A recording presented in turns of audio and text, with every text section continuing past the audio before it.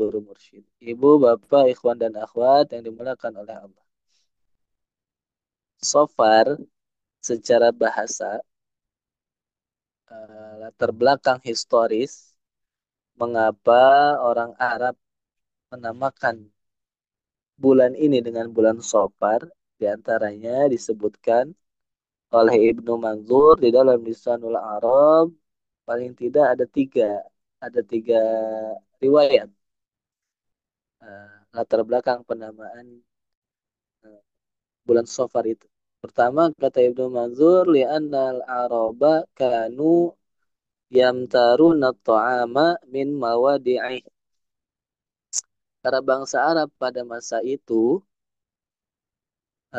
di bulan Safar itu mereka mengumpulkan makanan dari berbagai tempat sehingga makanan itu terkumpul di tempat mereka dan tidak akan didapati di tempat yang lain. Artinya di tempat yang lain kosong.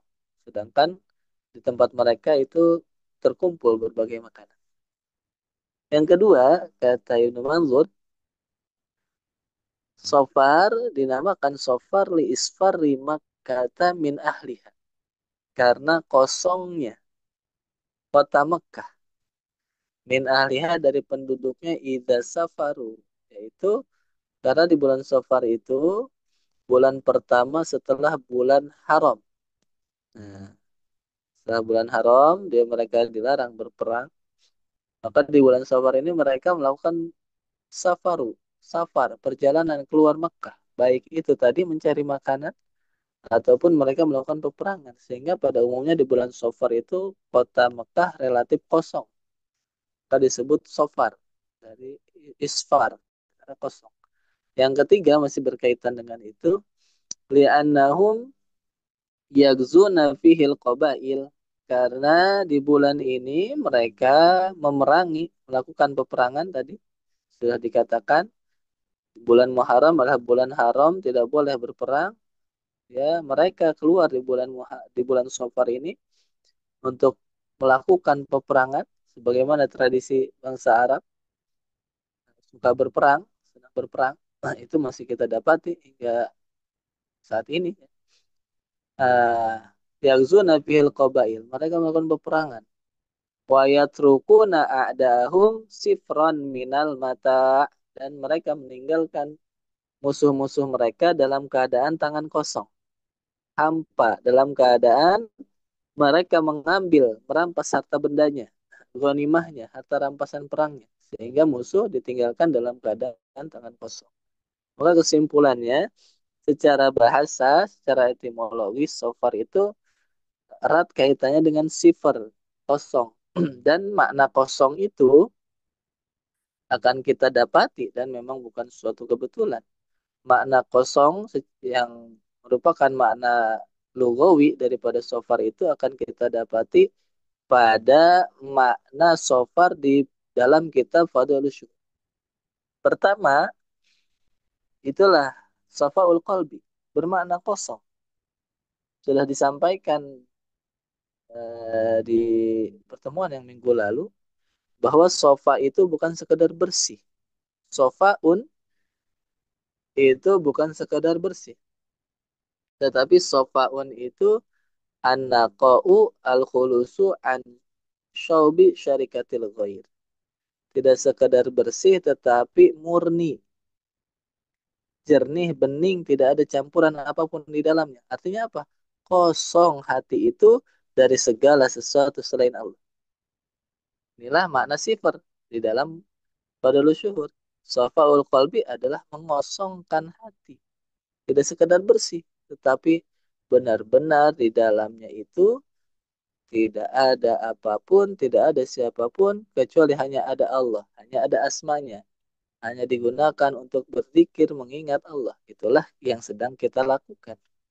Kita belajar kepada guru mursyid yang telah kosong hatinya dari segala penyakit kotoran hati, dari segala sesuatu selain Allah yang ada di dalamnya hanya ada Allah saja. Dalam arti hanya ada asmanya saja. Inilah sofaul qalbi, mengosongkan karena hati itu Wa ma ja'alallahu lirajulin min qalbayni fi jawfi. Tidaklah Allah ciptakan di dalam tubuh manusia ada dua hati.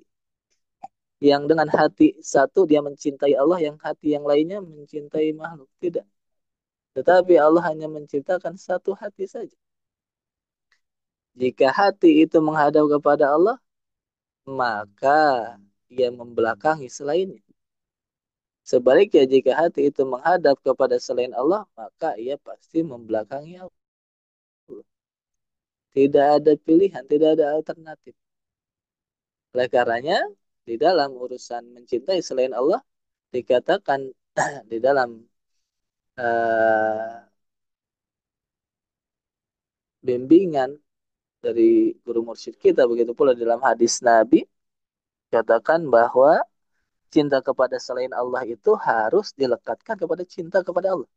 Al-mutahabbuna fillah. Itu orang-orang yang mencintai fillah karena Allah. Kita mencintai anak istri kita ya karena Allah. Karena Allah memerintah. Kita mencintai dunia tidak dalam arti sesungguhnya, tetapi karena dunia itu menjadi bekal untuk akhirat dan seterusnya. Nah, inilah maka kita belajar zikir adalah belajar mengosongkan hati dari segala sesuatu selain Allah. Makna sifat yang pertama. Kemudian makna kosong yang kedua di bulan Safar dalam kitab Fadailus Syuhur adalah terdapat pada huruf fa, yaitu fana un nafsi, mengosongkan jiwa. Fananya jiwa, kosongnya jiwa, yaitu hilangnya keakuan, ego di dalam diri. Sudah menjadi kebutuhan manusia. Barangkali di sini ada pakarnya, Prof. Subandi, psikologis, bahwa manusia itu memang uh, ada kebutuhan untuk diakui. Nah, perlu aktualisasi diri. Eksistensinya itu perlu diakui. Itulah yang dikatakan sebagai ego. Ketika ia melakukan sesuatu, ia ingin diapresiasi, ia ingin dilihat bahwa sudah melakukan ini dan itu dan sebagainya.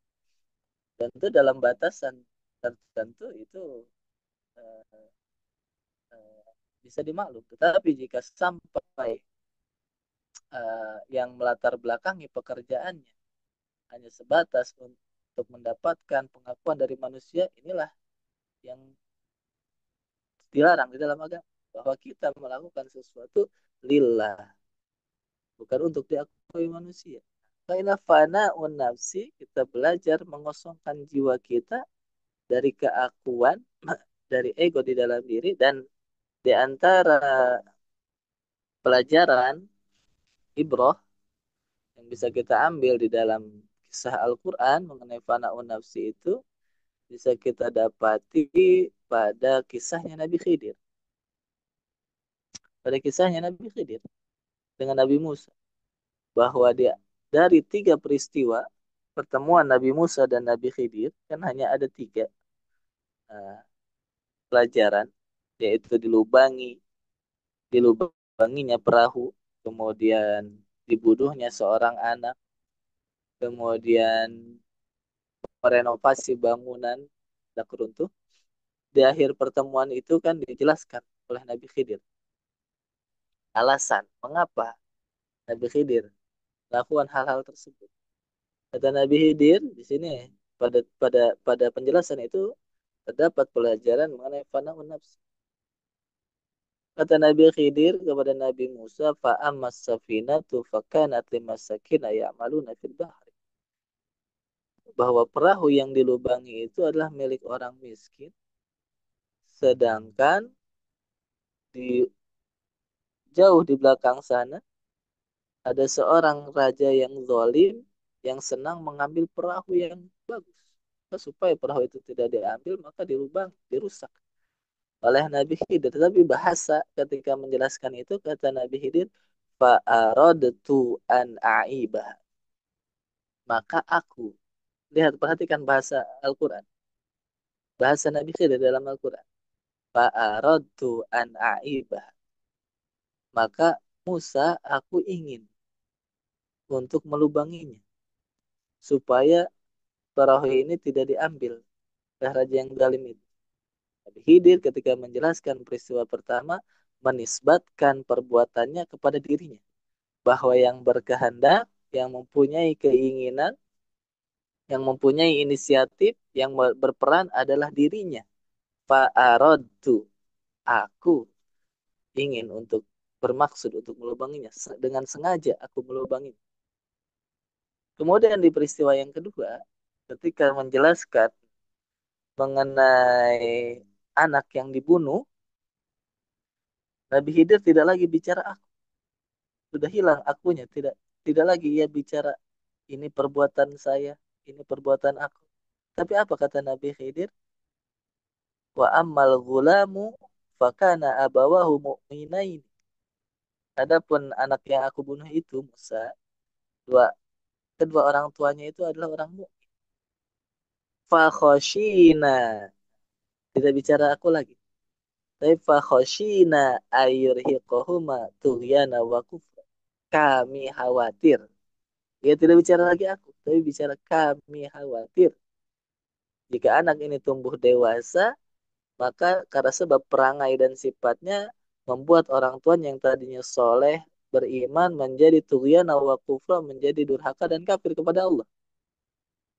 Tentu ini ada pelajaran yang lain. Tetapi kita fokus pada fana'un nafsi saja. Fa'aradna ayyubdilahuma rabbuhuma khairam minhu zakata wa aqrabaruh. Maka kami bermaksud, sengaja kami bunuh. Sengaja kami berkehendak untuk mengganti anak itu dengan anak yang lebih baik. Lihatlah perjalanan yang tadinya aku semuanya dinisbatkan kepada dirinya. Nabi Khidir mengganti fa'arad kami, bahwa hidup ini tidak sekedar aku, tetapi ada campur tangan orang lain dalam kesuksesan kita, dalam setiap langkah hidup kita. Iya, banyak peran orang di dalamnya, bukan sekedar aku, sekedar saya. Maka dikatakan arbaatun muhlikatun lil abdi. Ada 4 kata yang berpotensi mencelakakan, meruntuhkan karir seseorang. Ana wa nahnu tsumali wa indi. Apa 4 kata itu? Satu, ana, aku. Itulah aku yang dipenuhi dengan ego. Merasa dirinya paling hebat. Merasa semuanya karena dirinya. Jika tidak ada aku, wa nahnu, kami, kita. Seperti perkataan Bani Israel yang tidak menerima kepemimpinan Tolut, nahnu ahaqqu min, kami lebih berhak, bukan dia. Nah, itulah nahnu. Indi wali maknanya sama, mengakui sesuatu. Ini milik saya, ini hasil jerih payah saya, bukan milik Anda, tidak ada hak Anda di dalam dan lain sebagainya. Ini semua pelajaran mengenai hilangnya keakuan itu kita diajarkan dengan bahasa yang sederhana oleh guru mursyid kita. Banget Sabah mengatakan bahasa yang sederhana tetapi begitu dalam pelajarannya, tidak mau apa-apa, tidak tahu apa-apa, tidak punya apa-apa. Inilah menunjukkan tadi hilangnya fana dirinya pada guru mursyidnya.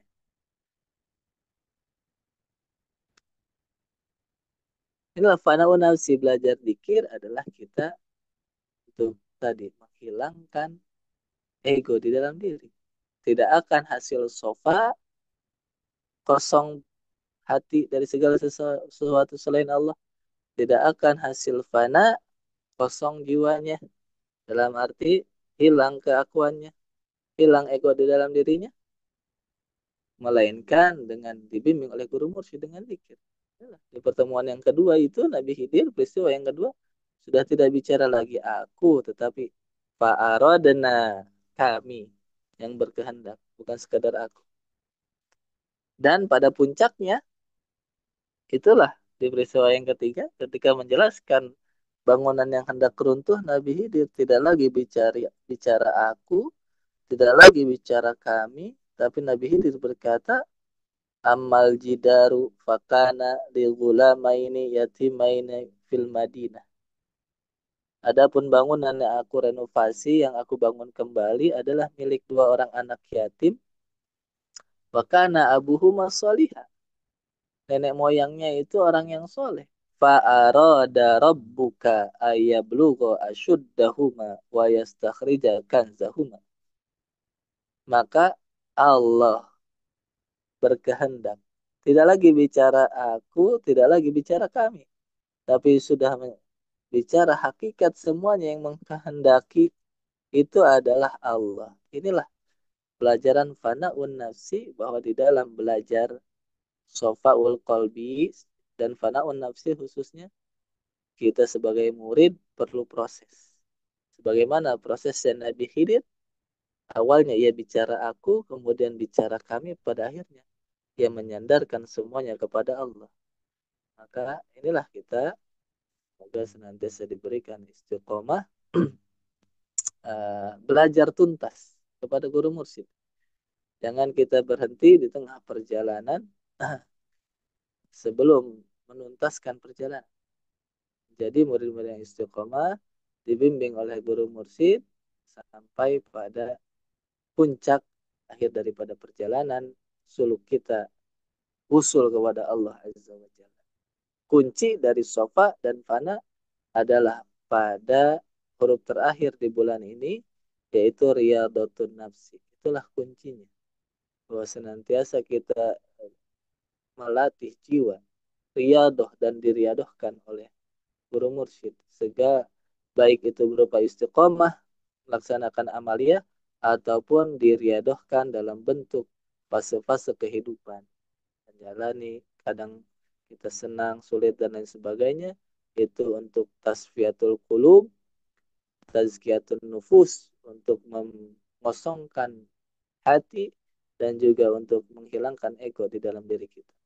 Bahwa hati itu adalah khusus tempat untuk bersemayamnya Allah Azza wa Jalla, dalam arti untuk zikir kita kepadanya, dan bahwa kita hidup ini bukan semua itu karena Allah Azza wa Jalla, bukan karena kemampuan kita, bukan karena kita bisa, dan lain sebagainya.